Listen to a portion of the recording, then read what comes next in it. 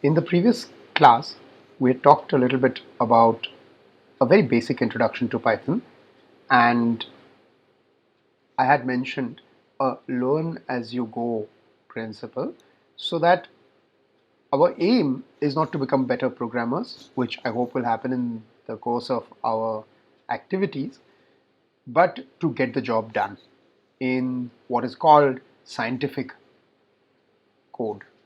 Yeah.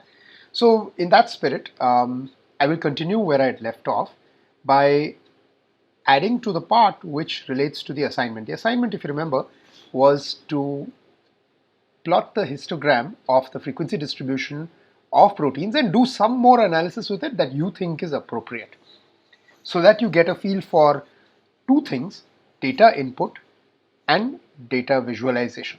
All right. So without further ado, let's jump straight to it. All right. So I'm back in my environment where I have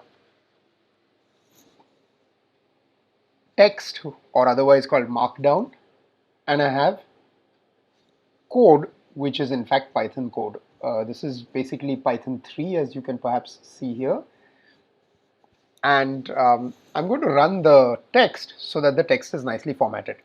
What I'm doing here is to read in protein abundance data, which is taken from this website, which is nothing but E. coli K12 substrain MG1655 protein abundance. In other words, given the proteome size, that is to say 4,146 proteins from 18 data sets with 98% set coverage and average set coverage of 55%, integrated versus average, we have a whole bunch of proteins whose abundances in parts per million are given. Yeah. So, all right. So, what can we do with this data?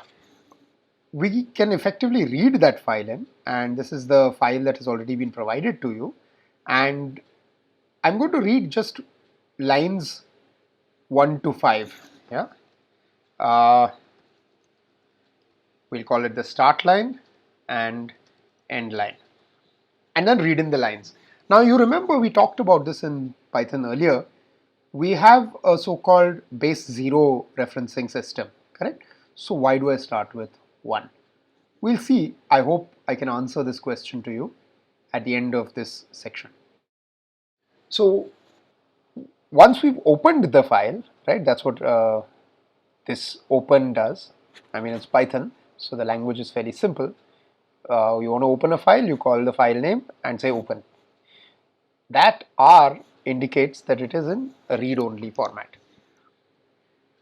Once I've read in the file, I want to take the information in each line, or rows if you consider the matrix nomenclature, and put it into some data container. So this text is just simply to say, hi, let's print each row of the file as a new line and go through those lines that we read in here, which is called by a function called readlines. Very convenient, correct?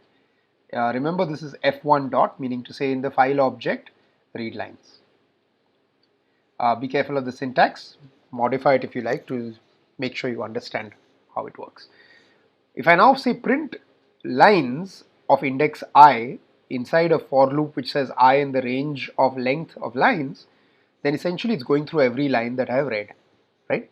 In order to know how many lines there are in the first place that I have read in, it's very easy. If you remember your commands from earlier, how many lines, that's what the question is, right? How many lines have I read in? Answer. All right, so there we go. Oh, I'm so sorry, what did I miss here? Good, 4 lines. Okay, that's the answer. So the 4 lines are USPA, TUF A, YQI A, and RPL E. All right, that's what I've read in. These are the abundances. And now I want to do something with it. And that do something, remember the aim is the histogram, is to split them and store the data. You know, this is now a string effectively, it's, or you could say a line. That line has comma separated variables, CSV. Remember, that is the type of the file that we're using, CSV here. So I go through the file, I go through the lines, and now I split the lines. So now for every element in each line, I split it. Yes, so I have a list of lines.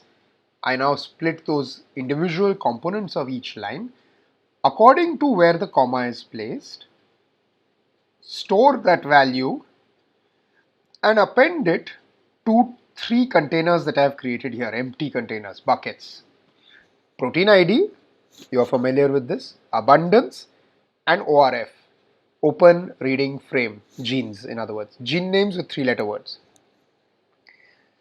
If it's all good and it has worked, then it should probably print me for every row the serial number, the PID, the ORF, and the abundance. Let's run it and see if it does that. Sure enough, and it has stored it in containers for PID, ORF, and abundance. Now I want to visualize it. So what do you suggest? What kind of visualization is useful to do? Should we plot the abundance versus PID?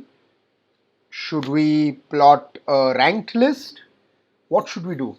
So the simplest thing that we always like to do when we have statistics and we're trying to make sense of what is going on and what is the underlying phenomenon is to plot a frequency histogram when we have data like this, when we have such rich data. That frequency histogram in Python and many of the scripting, higher numerical scripting languages is inbuilt as a function called hist. Alright. For the future, I would like you to find out and tell me how you would build a histogram in the first place. In this case, I have used the command hist. I have fed the list, which is that which contains abundance values. There are just 4 of them. And I label the axes.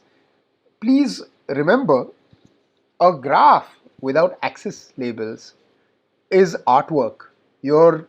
Maybe in your free time you are artists, but you're training to be scientists. It is your duty to label your axes, to say what is on the x-axis and what is on the y-axis, because otherwise, besides you, nobody else knows what's going on. Your guides, bosses, and maybe one day you will become famous institute leaders, directors, lab heads, CEOs, I don't know.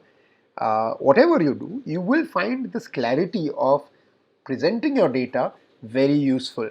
You may or may not thank me for it, but other people will. Okay, thank you, that is to say. So please label your axes. All right. Sure enough, when I run the command hist abundance, I get a histogram. Doesn't look very interesting.